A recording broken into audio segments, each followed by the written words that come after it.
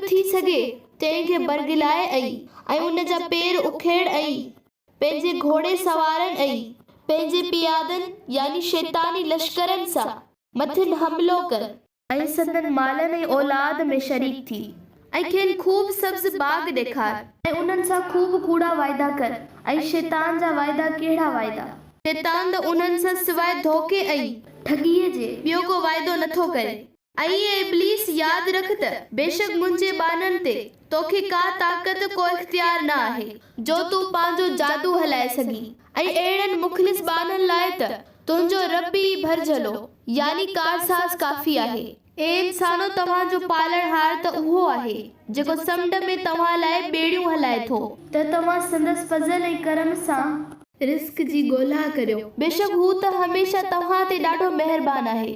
ऐं जॾहिं दरियानि या समुंड में अव्हां खे का तकलीफ़ या